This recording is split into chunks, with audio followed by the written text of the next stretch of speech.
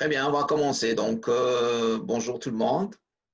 Merci d'avoir accepté de participer avec nous à ce webinaire animé par notre ami Fouzi Rahmouni, qui est un expert dans tout ce qui est les audits, ISO, etc. Et aujourd'hui, il va nous parler de comment élaborer son plan de continuité d'activité PCA selon les exigences de la norme ISO 22301. Et surtout, il va nous parler d'un cas vécu, un cas particulier de Covid-19 qui est un sujet d'actualité. Ces webinaires sont organisés par notre cabinet RHRE de Montréal, dont notre présidente, Madame Joanne Saint-Ange, qui va leur avoir la parole 5 minutes après, donc à la fin de ce webinaire. Donc, pour comment ça va se dérouler, donc on vous invite à éteindre vos cellulaires. Vous aurez deux questions au cours de ce webinaire. Vous allez répondre sous forme de sondage. Et puis après, donc, si vous avez des questions, quoi que ce soit, vous pouvez les poser. Puis après, on prévoit 10 minutes, 15 minutes à la fin, un petit débat sur le sujet. Donc, pour ne pas trop tarder, je passe la parole à notre Fouzi Rahmouni, qui a 35 minutes exactement pour faire dérouler ses PowerPoint. Merci. Bonjour tout le monde. Bonjour Fawzi. Bienvenue à ce webinaire. Comment élaborer son plan de continuité d'activité. Je pense que c'est un sujet assez d'actualité. Comment allons-nous démarrer ce webinaire? Eh bien, par un sommaire. Un sommaire qui se répartit sur 4 chapitres. Et nous allons aborder le dernier chapitre concernant un cas particulier de pandémie coronavirus que j'ai personnellement vécu en entreprise. Alors, comme tout débat et comme toute approche, nous allons commencer par définir ce que c'est qu'un plan de continuité des activités. C'est tout simplement un ensemble de mesures visant à assurer, selon divers scénarios de crise, le maintien selon un mode dégradé, et cela est très important de parler de mode dégradé, des prestations de services ou d'autres tâches opérationnelles essentielles ou importantes de l'entreprise, puis la reprise planifiée des activités. Et ce plan de continuité des activités doit nous permettre une reprise, faible soit-elle, mais quand même une reprise des activités. Alors, ma petite question de départ, c'est l'amélioration continue est caractérisée par quel outil? Est-ce que c'est par le diagramme d'Ishikawa, ou bien c'est les 5 S, ou bien c'est la roue de Deming? Donc, on invite les gens, vous avez accès à répondre sur la question qui vous est lancée. Vous pouvez cocher une de ces 3 réponses-là.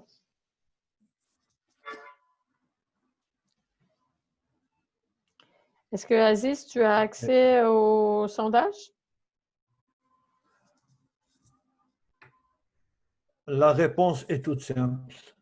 C'est la roue de Deming, ou ce qu'on appelle communément le PDCA.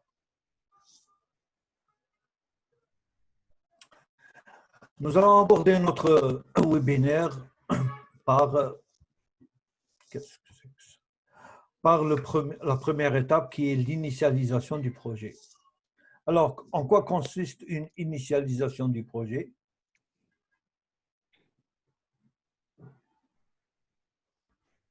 J'ai un petit problème dans mon PowerPoint, il ne se déroule pas. Et le sondage aussi, je crois qu'il ne fonctionne pas quand on clique dessus. Il ne prend pas en compte, je pense, les réponses. Exact, parce qu'on n'a pas vu de résultat. Je ne sais pas si c'est... on va réessayer le sondage. Relaunch. Qu'est-ce qui s'est passé? Fawzi, je prends 2 petites minutes. J'ai relancé le sondage. Là, on voit qu'il y en a qui répondent. C'est bon. Tout le monde a répondu à 100% à la roue de Deming. C'est très bien. Cela dénote que le petit groupe qui est avec nous est bien imprégné du système de management. Par contre,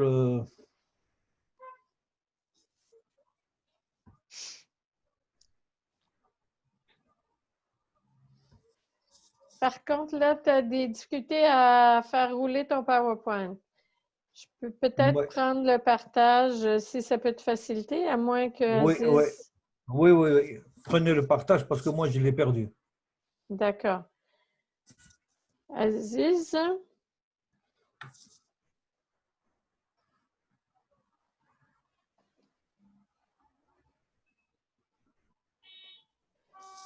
Donc, on va y aller comme ça. On était à la question qui a été lancée.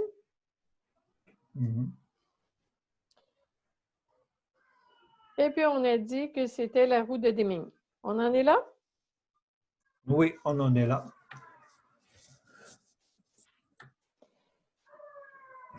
Est-ce que tu as des choses? Sinon, je passe à la prochaine diapo. Vous passez à la prochaine. Tu ne veux pas expliquer le PDCA? Le PDCA, puisque tout le monde a répondu, cela veut dire que tout le monde connaît. Le PDA, c'est la roue de Deming et la roue de l'amélioration continue. Cette roue se décline en 4 quarts. Chaque quart est une action à mettre en œuvre pour pouvoir évoluer vers l'excellence, on va dire, vers tout ce qui est qualité et excellence. Donc, le premier P, c'est planifier. Le second, c'est to do, c'est réaliser. Le C, c'est faire du check, c'est-à-dire analyser, évaluer et contrôler. Et le A, c'est améliorer. Et donc, c'est action d'amélioration. Donc, si la roue marche, cela veut dire que les quatre quarts sont en marche. Si l'un de ces 4 quarts est à l'arrêt, cela veut dire qu'il n'y a pas d'amélioration ni d'amélioration continue. D'accord. Alors, on passe maintenant aux différentes étapes de l'initialisation du projet. Alors, initialiser un projet, cela veut dire commencer par comprendre l'organisation et son contexte, définir un périmètre, obtenir l'implication et l'engagement de la direction, élaborer et établir une politique et des objectifs pour ce plan de continuité des activités, mettre en place ou bien mettre à disposition des ressources et enfin identifier les compétences pour mener à bien ou bien mettre en œuvre ce plan de continuité des activités.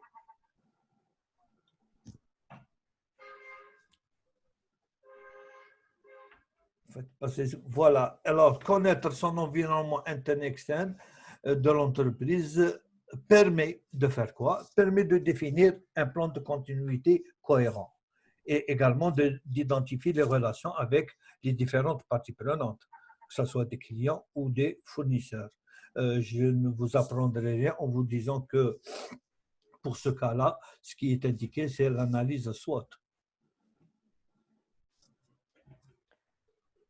Qui permet de faire un diagnostic, là. Tout à fait, un diagnostic de l'environnement interne et externe de l'entreprise. Et puis, nous passons à ce qu'on appelle également définir un périmètre. Les périmètres qui sont concernés, ce sont les périmètres organisationnels, fonctionnels et physiques. Quand on parle de périmètre organisationnel, c'est tout ce qui est organisation, organigramme et les différentes missions à mettre en place. Fonctionnel, ce sont les différentes activités liées à ce PCA. Et enfin, physique, ce sont les limites de notre organisation.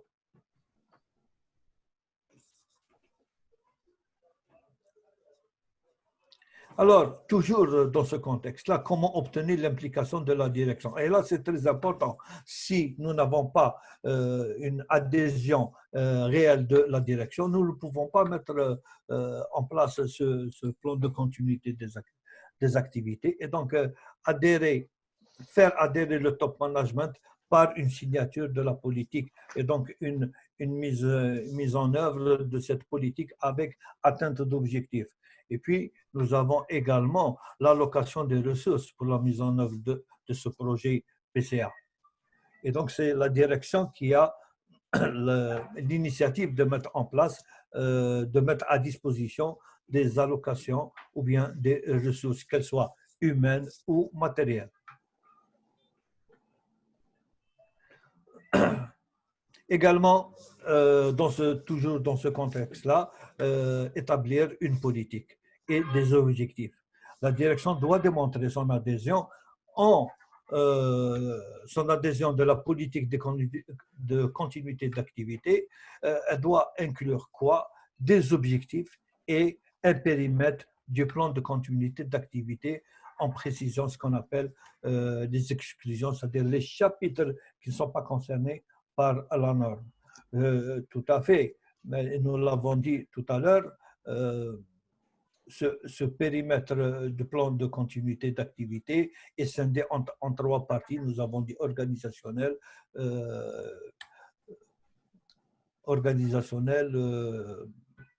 pardon.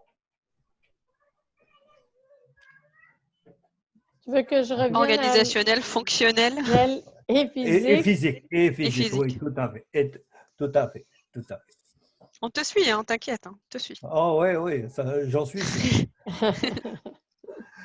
Tout à fait. Et donc, également, pour mener à bien cette mission, on doit mettre à disposition des ressources. Et donc, ça, c'est également une mission du top management, c'est de mettre à disposition des ressources humaines et matérielles, entre autres, désigner une personne, un responsable en charge de mener à bien cette politique PCA et de mettre en œuvre ce plan de continuité des activités. Si tu le permets, Fawzi, j'aimerais te poser la question parce que tout le monde entend parler de la gestion de la pandémie et dans l'expérience que tu vas nous parler tout à l'heure, la mise à disposition des ressources, j'imagine que ça n'a pas été facile. Tout à fait, ça n'a pas été facile parce qu'on s'est retrouvé devant une activité, on va dire, ou bien un événement qui n'était pas prévu, pas du tout prévu, et une activité ou bien un événement que nous n'avons jamais prévu. Et donc, cela a été un petit peu compliqué pour nous pour essayer de rassembler toutes les ressources. D'abord, on devait les définir, quelle est leur nature. Et puis, à partir de là, essayer de nous organiser de façon à ce que l'impact de cette pandémie ne soit pas très ressenti auprès des travailleurs et auprès de l'entreprise et son activité sur le terrain. Oui, ça, c'est le grand objectif global, n'est-ce pas? Oui. Et nous sommes partis dans ce sens en entreprise. Et c'est ce qui nous a permis de limiter un petit peu les dégâts et de ne pas arrêter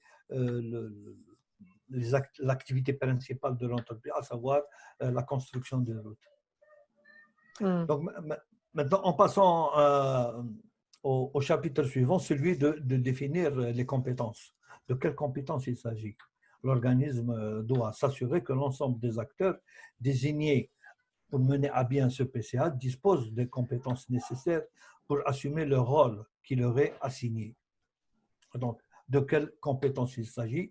Eh bien, la plus importante, enfin, des compétences, c'est la résilience. S'il vous plaît, vous pouvez faire passer. C'est la résilience. Et c'est quoi la résilience? C'est la capacité à rebondir après des événements douloureux. Et c'est de ça que nous avons eu besoin dans notre situation et dans le cas que nous avons, que je suis en train de de citer. Et pour cette résilience, pour avoir cette compétence, pour avoir cette énergie, eh ben, cela doit être accompagné par une régulation du stress, la résolution de problèmes et également la gestion de ses propres émotions. Pourquoi? Parce qu'on s'est retrouvé avec des gens en face de nous en situation de malade, en situation d'infériorité et de difficulté physique et morale. Si tu as un timing à respecter, donc tu as encore Oui. 15 minutes. D'accord. Vous pouvez passer, s'il vous plaît. Synthèse des besoins en continuité. Donc, ce chapitre-là concerne deux axes très importants, celui de la cartographie ou bien ce qu'on appelle de l'analyse des risques, et le second, celui du Business Impact Analysis. C'est comment définir toutes les activités critiques et les ressources à minima à mettre en place pour essayer de tempérer cet impact sur l'activité. Si nous allons définir la cartographie des risques, à quoi elle sert? Elle doit permettre à l'organisation de comprendre les menaces, c'est-à-dire les effets externes sur l'entreprise, et les vulnérabilités, c'est les faiblesses internes de l'entreprise, et ces menaces et ces vulnérabilités, celles qui pèsent effectivement sur les activités critiques de l'entreprise. Que veut dire activité critique? C'est les activités principales qui donnent un sens à l'entreprise et celles qui sont, on va dire, le métier de base de l'entreprise. Alors, cette phase de la mise en œuvre du plan de continuité doit permettre, on parle ici du Business Impact Analysis, doit permettre d'identifier les activités critiques de l'organisation et les ressources à minima nécessaires pour fonctionner en mode dégradé. Et ça, c'est ce que nous avons senti dans notre cas, dans l'entreprise là où de temps en temps j'active. Eh ben, c'est le mode dégradé pour lequel nous avons eu des difficultés à gérer. Pourquoi je dis des difficultés à gérer? Parce que c'est une activité de chantier. Et donc, entre le site principal et les chantiers, des fois, il y a des distances assez importantes et qui nous créent des dysfonctionnements et des difficultés à comprendre ce qui se passe et comment atténuer les impacts au niveau de ces chantiers. Donc, les objectifs d'un Business Impact Analysis, c'est de comprendre les produits de l'entreprise, ces produits, et s'il y a également des services, de déterminer les activités prioritaires. Donc, on a dit tout à l'heure les activités critiques, et donc celles du métier de base et celles qui sont à l'origine de la création de l'entreprise, et également identifier les ressources clés nécessaires à la continuité de ces activités. Alors, une question qui se pose, c'est l'analyse des risques doit permettre de faire quoi? Eh bien, elle doit permettre de comprendre les menaces et les vulnérabilités ou bien d'identifier les activités critiques de l'organisme. Alors, le sondage, qu'est-ce qu'il dit? Un petit instant, je dois prendre notre... le sondage, qu'est-ce qu'il nous dit? On va lancer share, stop sharing. On avait un petit souci avec notre fonction du sondage. On va aller à l'autre question. Juste un petit instant.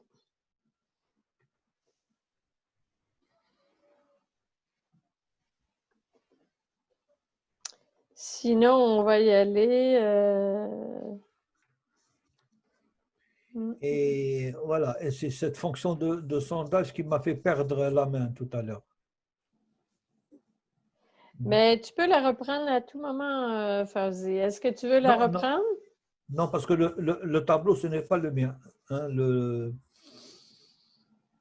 ce n'est pas le mien, je pense que c'est le vôtre. Il n'y a pas de souci. Il n'y Comme a pas de on souci. a, Il y a pas de souci. On peut on a- terminer. Moi, ça m'a lancé une mise à jour. Hein. Moi, ça m'a lancé une mise à jour. Hein. Donc, je pense qu'on va oublier le sondage. Ouais. Je sais pas, mais en tout cas, il y a un dysfonctionnement relatif à l'outil sondage. exact. Donc, on va aller avec, déjà la question, elle est sur le PowerPoint. Donc, vous pouvez y répondre de vive voix si vous voulez. Oui, tout à fait. Ouais. Eh bien, l'analyse des risques doit permettre. Alors, qui c'est qui répond? D'identifier les activités critiques de l'organisation? Ah ben non, de comprendre les menaces et les vulnérabilités. Vulnérabilité, oui, tout à fait. Ouais, Très c'est de ça qu'il s'agit. On vient de le voir. On continue. C'est ça qui est important. Oui, c'est ça qui est important et c'est pour ça qu'à chaque fois que nous avons un système de management devant nous, eh ben nous devons analyser, enfin identifier et analyser les risques liés à ce système de management et aux atteintes d'objectifs. Alors, on passe au chapitre suivant, celui de la mise en œuvre du plan de continuité des activités. Il se déroule en 3 axes. Le premier axe, c'est la gestion de crise et la stratégie de continuité. La seconde, c'est la stratégie de traitement du risque. Et la troisième, c'est le plan de continuité des activités. On va y aller un petit peu assez rapidement pour respecter le timing qui nous est imposé par notre ami Aziz Chaib. La stratégie de continuité d'activité doit tenir compte de quoi? Eh bien, des conclusions du BIA. Alors, de quoi s'agit-il quand on parle de conclusions du BIA? Eh bien, ce sont des activités critiques et c'est les ressources à minima que nous devons identifier pour assurer cette continuité du PCA. Et également l'analyse du risque, celle dont nous avons parlé tout à l'heure. La stratégie de traitement des risques, pour chacune de ces activités, il s'agit d'identifier les mesures permettant de réduire la probabilité d'occurrence. Alors, que veut dire probabilité d'occurrence? C'est la fréquence d'apparition d'un arrêt des activités. D'éviter un arrêt brutal, et c'est ce que nous avons essayé de faire pendant notre événement, notre situation dégradée que nous avons vécue en entreprise. Et je pense que nous avons réussi parce qu'à aucun moment on ne s'est retrouvé devant un arrêt qui soit brutal ou non. De limiter les impacts d'un arrêt sur les activités de l'organisation. Ça, oui, effectivement, limiter les impacts, atténuer les impacts, réduire ces impacts, c'est ce qui a été le leitmotiv de l'entreprise. Et ça n'a pas été un plan de continuité assez développé, mais nous avons essayé de suivre quelques notions de ce plan de continuité des activités en fonction des ressources qui nous étaient assurées. Un plan de continuité d'activité, eh bien, il doit contenir les activités suivantes. À minima, comme on dit, c'est-à-dire le minimum syndical, des procédures dégradées, le rôle et responsabilité du projet, le schéma d'alerte, chose qui nous manquait, le schéma d'alerte. Pourquoi? Parce que nous n'avions pas cette expérience pour le mettre et l'avoir comme élément. Le but et le domaine d'application, les exigences en termes de ressources, les objectifs et la composition de la cellule de crise. On avait commencé par la composition de la cellule de crise. C'est ce qu'on appelle en entreprise une CPHS, une comité paritaire entre direction et responsable, enfin, et entre représentants des travailleurs. Et à partir de là, nous avons déroulé une démarche pour essayer d'atténuer les différents impacts de la pandémie sur l'entreprise, sur les activités de l'entreprise.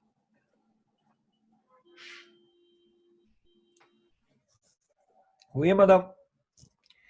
Quatrièmement, amélioration continue. Et donc, tout système de management qui se respecte doit avoir en tête ce système d'amélioration continue qu'on appelle quoi qu'on appelle le PDCA et l'amélioration continue. Et donc, comment assurer une amélioration continue en faisant en faisant des exercices et des tests. Alors, en quoi consistent les tests? Eh bien, les tests, c'est par exemple s'assurer d'avoir la disponibilité des ressources, la restauration des données informatiques, des données de base. Et les exercices, c'est qui nous entraînent ou entraînent les collaborateurs à réaliser ce qu'est la continuité des activités. Et puis, nous avons la mesure ou bien les mesures surveillance et évaluation du SMA. Elles vont répondre à ce schéma d'amélioration continue de ce PDCA. Pour conclure le tout, eh ben, nous mettons en place une action de surveillance qui est l'audit interne. L'organisme doit s'assurer que le plan de continuité d'activité mis en œuvre a été validé par des tests. Et donc, on vient de donner ce que c'est qu'un test et ce que sont les exercices. Et puis, après avoir réalisé cela, eh ben, une réalisation de la mise à jour des fonctions tests et exercices doit être réalisée. Pardon, Fouzi, j'aimerais bien que tu passes directement à le cas de figure, parce que c'est là qu'il faut développer. Mais avant de passer à ça, je laisse Joanne d'arriver à cette PowerPoint.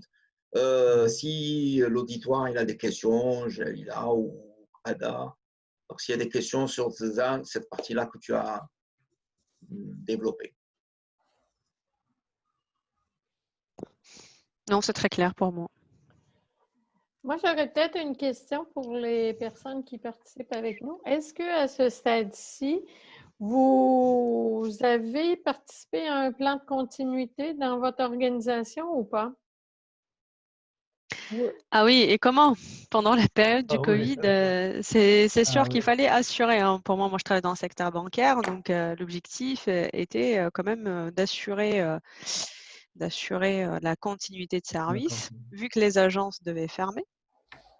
Mais les gens devaient continuer à percevoir leur salaire, à payer des achats, etc. Donc, c'était vraiment travailler sur la mobilisation digitale au niveau de la banque pour que tout le monde puisse y disposer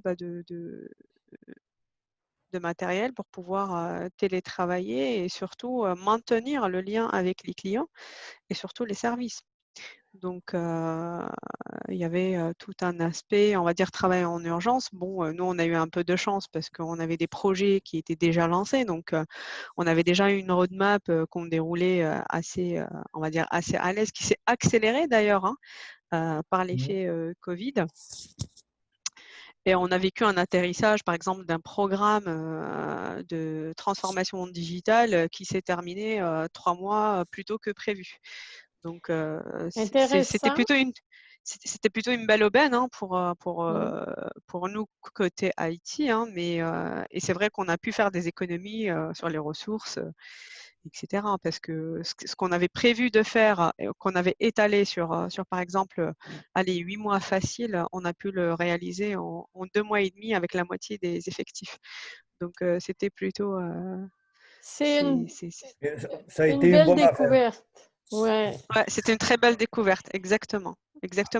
Par contre, il y a eu pas mal d'investissements, de mobilisation aussi et des émotions hein, dont parlait notre intervenant. Hein, d'ailleurs, justement, hein, il y avait beaucoup de frustration. On est face à une pandémie qui est inédite, donc appliquée au contexte entreprise et gestion de crise. Donc, il fallait savoir sur qui compter, donc à qui affecter telle ou telle compétence pour gérer cette crise. Donc, chose qui n'est pas du tout facile en temps normal. On fonctionne à 80% avec des assistants extérieurs dont je fais partie. Donc, pareil, il fallait, vu qu'on est face à l'inconnu, il fallait absolument revoir sa stratégie financière. Est-ce qu'en termes de budget, on va pouvoir tenir ou pas hein, comme tout le monde le sait, on est passé très vite dans un système de chômage partiel pour ceux qui n'avaient pas d'activité. Et c'est ça ce qui est aussi paradoxal, c'est comment on arrive à accélérer une activité parce que voilà, on vit une situation de crise et on doit y faire face parce qu'il y a un enjeu client derrière. Il y a un enjeu aussi psychosocial, hein, qui peut être généralisé, Tout à dans le fait, tout sens à où, fait. alors Tout à fait. imaginez quand un client se présente à la banque pour retirer de l'argent, pour subvenir à ses besoins, on va dire, Quotidien. basiques, hein, quotidiens, n'arrive pas à accéder à son argent, il n'a pas ce service alors que son argent est chez nous. Bah, ça peut très vite transformer, au cas où il y a une interruption de service, en émeute générale. Donc, On peut peut-être, c'est intéressant d'avoir ce cas de figure-là au niveau de la banque. On va voir le parallèle avec ce que M. Ramouni va nous présenter aussi. Non, j'aurais une petite question pour Mademoiselle Kalzazi. Oui. Est-ce que, en mettant en place ces actions pour pallier à cette pandémie ou aux conséquences de cette pandémie, est-ce que les actions ont répondu à un système de management ou bien c'était en fonction de ce qui vous arrivait et donc c'était, on va dire, un petit peu aléatoire? Disons qu'on a été un peu pris quand même au dépourvu. Comme tout le monde, comme tout le monde. Comme tout le monde, comme tout à tout le fait. monde, mais Tout à fait. on est grâce à la sagesse, on va dire, de notre top management, on est sur Ouais. des systèmes assez agiles D'accord. et Ok. avec une disponibilité de ressources qui s'est débloquée tout de suite d'ailleurs, hein. On ne s'est pas posé la question est-ce qu'on a le budget ou pas, c'est on fait. Pardon, Très bien. Très C'est bien. vu on le vous donne les timing, moyens pour faire. oui, pardon, vu le Donc, timing, D'accord. Fouzi, tu continues et à la fin, on va accorder 10-15 minutes de débat, d'échange, il n'y a pas de souci. Vas-y. Ok. Ok. Merci pour la frustration, mon ami. pour le coup de pression. Ouais. On continue, madame. Oui. Alors, dans notre cas particulier, il s'agit d'une entreprise algérienne de construction de routes et de production d'enrobés à chaud, c'est-à-dire le goudron pour les routes. Qu'est-ce qui s'est passé? Il s'est passé qu'elle a été impactée. Et donc, notre analyse se porte sur les mesures et l'impact de cette pandémie sur l'entreprise. Alors, la première des choses, c'est sentir un impact, sentir un événement nouveau qu'on ne maîtrise pas, qu'on ne connaît pas, ni d'Ève, ni d'Adam, ni ses conséquences, ni rien du tout. Et donc, qu'est-ce que nous avons fait? Eh ben, on a essayé d'identifier, de mettre en œuvre des mesures pour atténuer l'impact du corona. Et enfin, à la fin, une fois arrêté, on a fait une petite évaluation. Par quoi on a commencé? Ben, c'est les ressources humaines qui ont pris on va dire le taureau par les cornes en faisant quoi? Eh ben, en mettant en place des mesures administratives. C'est quoi? En quoi elles consistent? Eh ben, c'est des congés. Mettre les gens en congé. L'effectif est sorti en congé, on va dire pas l'ensemble, mais une grande partie. Proroger également le congé des femmes enceintes, des femmes élevant des enfants, des travailleurs atteints de maladies chroniques. Donc ça, c'est les activités, bien les mesures administratives. Quant aux mesures sociales qui ont été également entreprises, c'est octroyer aux agents sortis en congé des avances et pour l'ensemble du personnel, le top management a senti un besoin en financier, et ben, il a ajouté un don social à l'ensemble du personnel. L'impact en matière de ressources humaines ou bien de gestion de la ressource humaine s'est senti également dans le respect du plan de formation. Et donc, on a été contraint à la révision de ce plan de formation. En quoi il a consisté cette révision? C'est le report carrément, Cindy, des formations prévues du premier trimestre au second trimestre et tout en restant dans notre cohérence, inclure dans le nouveau plan de formation des thèmes sur le Covid-19 tels que sensibiliser et quels sont les gestes barrières et ainsi de suite. En deuxième partie, nous avons mis en place, à l'aide de la structure HSE, des gestes barrières. Alors, en quoi elles consistaient? La première des gestes, la mise en œuvre, c'est de doter l'ensemble du personnel en masque. Deuxièmement, c'est de faire respecter la distanciation. Et troisièmement, c'était la prise de température. Et ça, je pense que tout le monde a commencé à mettre en place ces gestes barrières.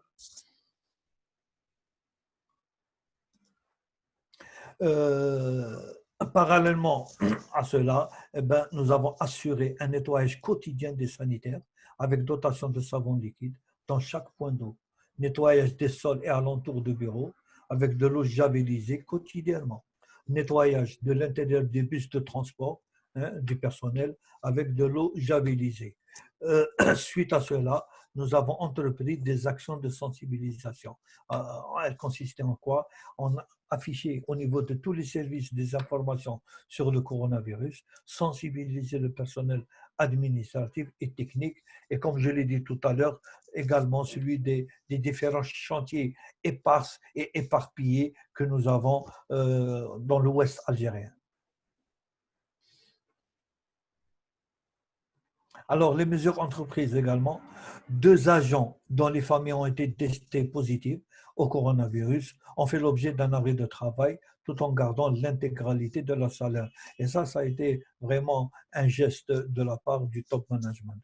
Suite aux résultats de ces tests, des tests de dépistage effectués, des scanners et des tests sanguins, eh bien, qui ont été déclarés négatifs, les agents ont pu regagner leur poste de travail. Bravo. Parallèlement à ça, nous avons une direction d'audit et qualité qui avait un programme de surveillance d'audit et contraint par la pandémie de décaler ce programme et de le programmer, enfin, de programmer les audits en second semestre. Dans le cadre de cette surveillance, les audits de qualité et les revues de processus ont été reprogrammés.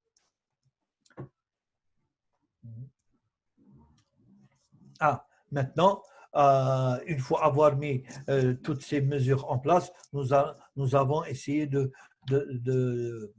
ressentir l'impact du corona sur quoi? Sur la réalisation. Mais vous voyez d'après ce graphe-là que la chute a commencé en mars, puisque la pandémie s'est manifestée, on va dire, moitié février. Et ben, en début mars, une chute drastique de la réalisation s'est sentie de mars à avril. Donc, c'était presque tout un mois qui a senti une réalisation se dégrader de jour en jour. Mais fort heureusement que nous avons pu reprendre le cours des choses et reprendre l'ascendant. Et vous voyez qu'au mois de mai, juin, nous avons pu, on va dire, corriger le tir et reprendre notre activité plus ou moins normalement. Donc, la réalisation a eu un impact sur quoi? Eh bien, sur le chiffre d'affaires, comme toute activité qui se respecte. Voici ce que nous avons senti et réalisé dans ce cas particulier, dans ce cas de figure. Donc, je vous invite à partager ce document de plan de continuité des activités et de gestion des crises, un ouvrage très informatif en matière de pandémie et de plan de continuité des activités. Je vous remercie et je suis en attente de vos questions. Merci, mon ami Fouzi. Donc, le débat est ouvert. Allez-y. Joanne, Jalila, Lazareg. Monsieur Lazareg, on n'a pas entendu ses commentaires ou s'il avait participé à l'expérience. Non, il n'a pas participé à l'expérience. Il ne travaille pas en l'entreprise là où j'interviens de temps en temps. Moi, j'aurais peut-être deux questions, Fawzi. Oui. La première, tu as parlé de l'importance de l'implication de la direction. J'aimerais ça savoir, dans le cas que tu nous as présenté, comment la direction ou comment vous êtes arrivé à ce que la direction soit impliquée. Puis ma deuxième question, est-ce qu'à ce stade-ci, on a évalué les coûts? Combien ça coûte à l'entreprise, toutes les mesures qu'elle a mises en place, soit les mesures sanitaires, soit l'offre des masques ou autre? Ça serait ma deuxième Ouais, question. d'accord. Concernant votre première question, comment la direction, le top management a adhéré à cet événement, comment gérer cette pandémie. Et effectivement, il y avait deux axes. L'axe entreprise, hein, et il y avait l'axe hiérarchie de notre top management. Des deux côtés, il y avait des injonctions et il y avait on va dire, les responsables, même au niveau du ministère, nous ont conjuré à mettre en place des systèmes pour essayer de minimiser l'impact. Donc, le top management était dans l'obligation de... ça, c'est le côté hiérarchique. Hein, le côté on va dire, sensibilisation de par le personnel et donc même de par la société en externe. En sortant le soir, on est dans notre famille, on est devant la télévision, on sent ce qui se passe. Donc, on est imprégné par l'impact que subit la société. Donc, le lendemain, en revenant, alors qu'est-ce qu'on doit faire, comment doit-on faire, voici ce que j'ai entendu hier, et voici ce que, en discutant avec cette personne ou l'autre personne, voici ce que nous proposons de faire. Nos responsables avaient la liberté de prendre les décisions qui s'imposaient. Donc, si je comprends Ça, c'est bien, la première question. Fawzi, Ouais. si j'ai bien Ouais. compris, dans ce que tu dis par rapport à l'implication de la haute direction, la haute direction, elle était Ouais. très sensible à ce que les autorités recommandaient. Et il y Tout à avait fait. un suivi quotidien, là. Donc, Tout à fait, avec remontée des informations et des données. d'accord. À Ça chaque aussi, il faut fois, on connaître le nous a... leadership du top manager, d'accord? Parce que on le connaît, donc le leadership top manager, c'est une personne qui se remet en cause régulièrement depuis déjà longtemps, qui est à ce niveau-là et qui a créé une certaine dynamisme dans cette entreprise, qui est une entreprise publique. Mais le personnage, c'est un personnage qui est exceptionnel parce qu'il se remet en cause régulièrement et puis après, il fait toujours à faire appel à une expertise externe pour pouvoir améliorer son management. Tout à fait. Tout à fait. D'ailleurs, c'est ma raison de ma présence, c'est la raison de ma présence en entreprise. Alors, il y a aussi un autre impact que je trouve pertinent de mesurer, Bonjour, monsieur Hasni. c'est la Oui. fluidité. Pardon. Oui. Vas-y, Jalila, pardon. C'est la fluidité et c'est aussi, vous parliez si bien des occurrences tout à l'heure, mais surtout en fait la fluidité de la communication montante et descendante en temps de crise.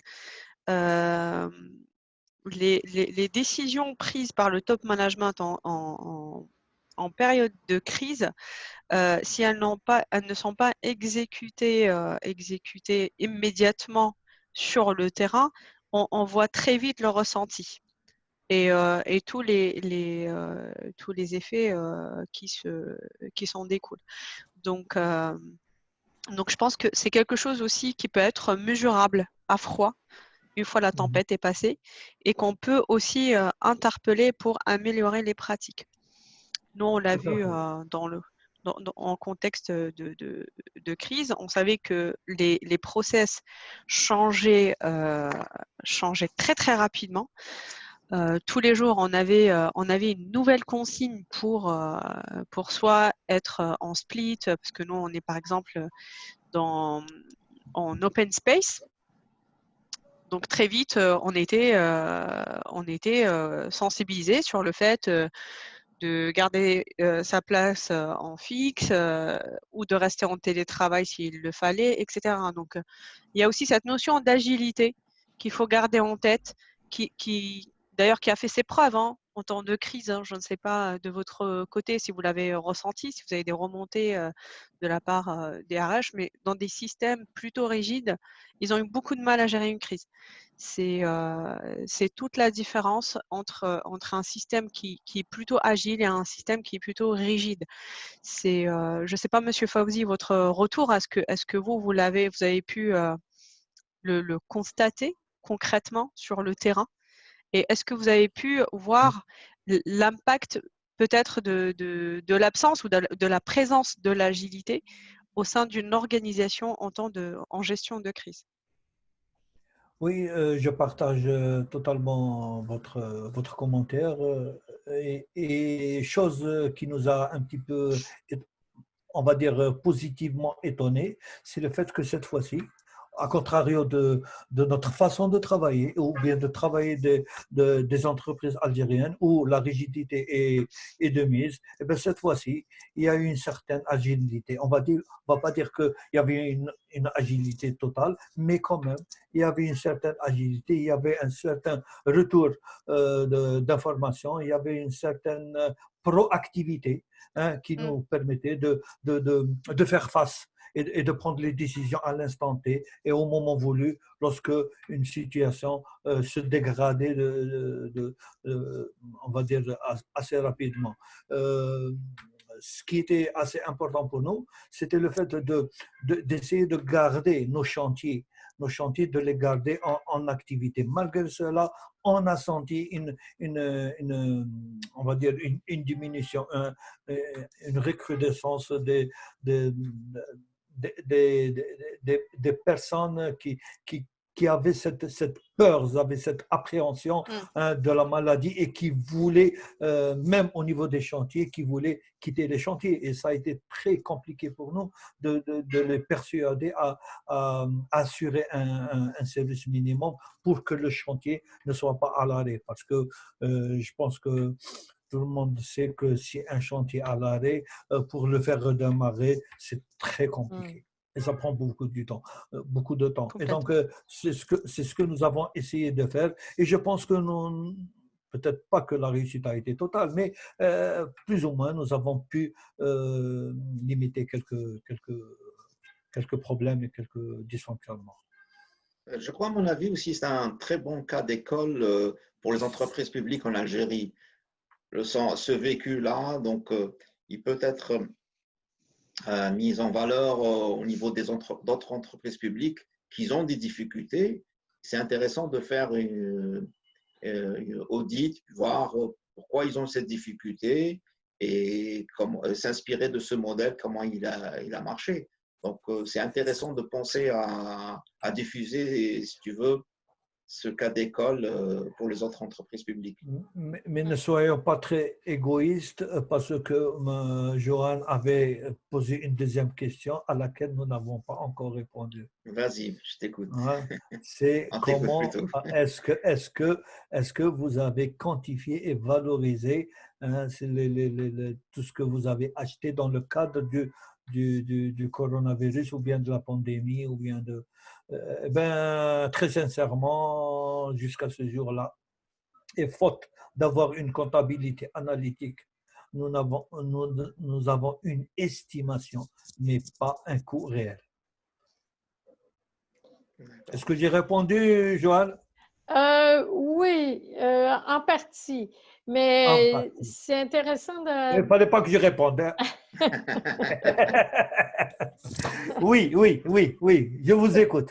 Je pense qu'il ne faut pas mettre de côté tous ces efforts-là, ces nouveautés-là, les achats de matériel, les coûts de congés ou de retrait ou d'avance qu'on doit donner pour que assurer fait. la continuité. C'est Tout à fait. un budget qui n'était pas prévu, là. Donc, Exactement, et exactement. dans certains forums, les responsables financiers ont drôlement réagi là, par rapport au plan de continuité en disant justement, nous, on vit des grandes difficultés au niveau de nos budgets actuels parce qu'on a à certains égards dépassé les approvisionnements prévus, là. Mhm. Oui, mais c'est-à-dire que ce que je vous ai dit va en totale cohérence avec les injonctions de nos responsables. Hein. Nos responsables nous disaient que attention, attention, il faudrait minimiser non seulement les dégâts, mais également les vies humaines. Et donc, hein, c'est ce qu'on a. Il voulait nous dire ne lésinez pas Les sur les moyens à budgets, mettre, sur les moyens. les Voilà. moyens Voilà. financiers. Pourquoi? D'accord. Parce que chacun avait des objectifs à respecter et à atteindre. D'accord. D'un autre côté, moi, j'ai une autre question à poser. Si tu permets, Fouzi, s'il te plaît, on souhaite bienvenue à M. Hasni Toufiq et Mme Misraoui Houalia, c'est ça? Exact. On s'écoute. Bien, merci de m'inviter à cette discussion très intéressante. Bienvenue. J'aurais quelques questions, bien sûr, à poser si je veux bien participer à ce débat. Comment peut-on évaluer la capacité de résilience de votre société si vous n'avez même pas une comptabilité analytique qui vous permet de pouvoir suivre presque au jour le jour la situation de votre entreprise et ce qui vous amène forcément à attendre jusqu'à la fin de l'année pour pouvoir faire un bilan global et réellement définir quels sont les impacts réels. J'ai vu vos courbes, elles sont très intéressantes, mais lorsque je voyais votre remontée d'activité et vous mentionnez que vous avez atteint 50% de votre chiffre d'affaires, est-ce que il est difficile de comprendre ce que cela veut dire? Est-ce que c'est vous êtes revenu à votre niveau de capacité normalisé, ou bien si c'est seulement 50%, il est difficile de dire que vous avez atteint une résilience. C'est un peu ça les questions que je souhaiterais poser. Maintenant, je vais vous dire une chose. Les entreprises publiques qui ont une bonne comptabilité analytique, j'en connais pas. Je suis un ancien de Sonatrach et je sais qu'à Sonatrach, même il n'y a pas de comptabilité analytique. C'est pour vous rassurer un peu. Non, mais je partage votre avis et je partage vos appréhensions. Et c'est vrai, ce que vous dites est tout à fait vrai, que sans comptabilité analytique, on ne peut pas avoir une maîtrise des coûts. Effectivement, mais les graphes et les remontées que j'ai présentées, ils sont juste indicatifs pour montrer que même si la résilience n'était pas forte, mais il y avait quand même un début et ça nous a permis de limiter les dégâts et de reprendre notre activité, minime soit-elle, mais nous avons pu éviter l'arrêt brutal. Et c'est ça ce qui nous a importé et qui a importé les instances qui dirigent notre bureau. Monsieur Hasni, si vous voulez ouvrir la caméra, vous pouvez ouvrir votre caméra.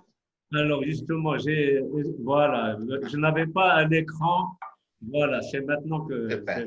Excellent. Bienvenue. Voilà. Alors, juste pour rester dans le même ordre d'idées, c'est que il est impossible aujourd'hui de dire comment va être le système dans 3 mois. Ce qui est certain, c'est que tout va changer. Et comment faire face à une nouvelle situation qui va s'imposer à nous, les rares entreprises qui peuvent avoir une capacité de travailler à distance, on a plus de chances de réussite. En ce qui vous concerne, il est clair que ceci sera difficile à appliquer. Donc, comment pouvoir faire face à une situation qui, d'après ce qu'on vient d'entendre, avec la deuxième vague qui arrive, qui va durer jusqu'à la fin de 2021. Et c'est une question à laquelle moi, je n'ai pas de réponse et je comprendrai qu'il soit très difficile d'y répondre, mais c'est seulement pour dire qu'on ne peut pas être rassuré aujourd'hui sur les quelques performances que nous pouvons réaliser à ce jour. Non, oui, on va dire que moi, j'ai donné une réponse à une situation. Comment notre entreprise s'est comportée pendant cette pandémie. Comment elle a réagi. Comment les autorités ont réagi. Nous ne sommes pas dans la même configuration que les pays d'Europe, oui, ou bien les pays d'Amérique du Nord. Nous avons nos spécificités. Et d'ailleurs, elles se sont fait ressentir dans les cas de Covid et la situation pandémique en Algérie. Nous sentons tous les jours, et ça, on le sent ici également dans notre entreprise.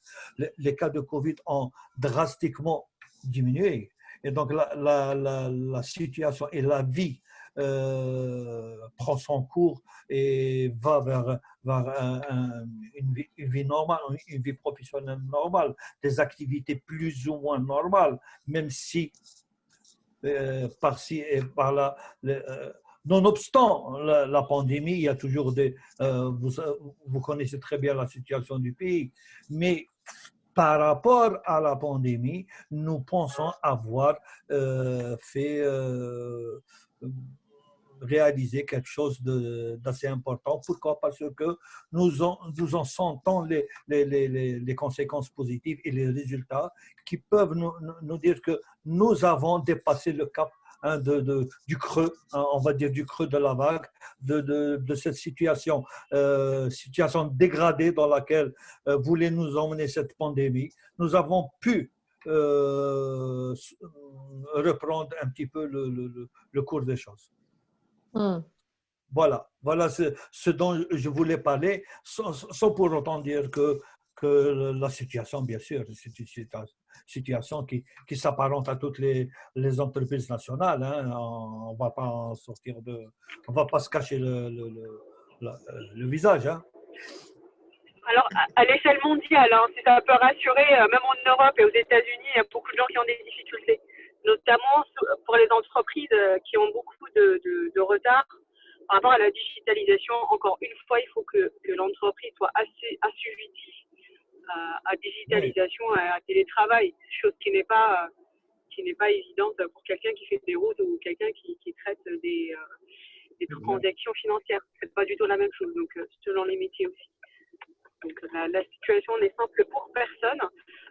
Peut-être encore heureux qu'en Algérie, je me réjouis de l'entendre, qu'on ait passé le cap de la pandémie.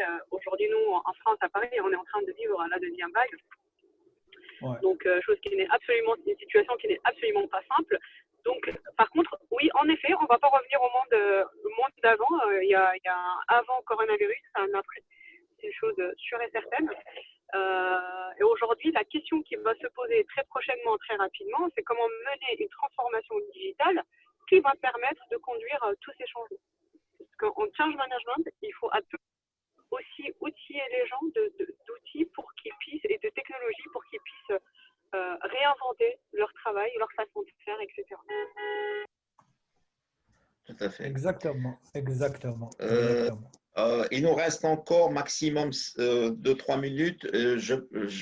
Joanne, je te laisse la parole pour clôturer et annoncer nos futurs webinaires. Oui, merci Aziz, merci Fawzi, merci M. Hasni et Mme Kerzazi. Je pense qu'il y a d'autres personnes qui ont participé mais qui ont dû nous quitter. Souvent, c'est pour ça que la préoccupation du timing est très importante. Je sens que le sujet, on pourrait encore en parler et qu'on va revenir sûrement sur ce plan de continuité d'activité. Tous les éléments que vous avez soulevés, que ce soit la nécessité d'être en système agile ou M. Asni, quand vous parlez que les entreprises, et Mme Kerzazi l'a soulevé aussi, les entreprises qui, avant pandémie, avaient déjà des mesures de digitalisation ou de télétravail, se sont retrouvés en position de force. Hein? Et on le voit, et c'est comme s'ils avaient une longueur d'avance. Les autres qui n'avaient pas déjà ce mode-là en tête, ben, sont en train de s'y mettre. Hein? Il y a des entreprises qui ont fait le tournant plus rapidement que d'autres. Il y en a d'autres qui sont encore en réflexion. Mais le cours des choses nous dit que le mode de télétravail va être là pour demeurer. Et encore ce matin, j'étais à lire un texte sur lequel on va en parler dans le prochain colloque RH, qui est justement la proportion du télétravail que les entreprises vont garder. Fait que ceci étant dit, je vais simplement vous laisser dans le chat un lien pour ceux qui veulent s'inscrire à notre prochain colloque. Nous tiendrons un colloque RH virtuel le 12 novembre prochain. On a 3 conférenciers d'annoncer, Mme Leila Ramouni, Dr Fethi Ferhan et moi-même. Puis c'est M. Chaïb qui va animer le débat aussi. Donc, on va parler d'accompagnement des organisations, on va parler de digitalisation et on va parler du mode télétravail, mais on va toucher l'interculturel aussi. Comment d'un continent à l'autre, ce que M. Ramouni a bien expliqué, hein, les spécificités de chacun, comment cette pandémie-là est gérée d'un continent à l'autre ou d'une organisation à l'autre. Et on a aussi le webinaire de M. Hasni Toufiq, juste après. Qui viendra en novembre, tout à fait. M. Hasni aura le plaisir de nous entretenir sur la transition énergétique. Tout à fait. Très bien. Donc, merci pour tout le monde. Et donc, ça sera pour le 12. Hein? Et bienvenue. Au revoir. Au revoir. Au revoir. Merci beaucoup. Au revoir. À bientôt. Au revoir. À bientôt. Bonne continuation. Au revoir, Jalila. Merci. Au revoir. Au revoir tout le monde. Au revoir.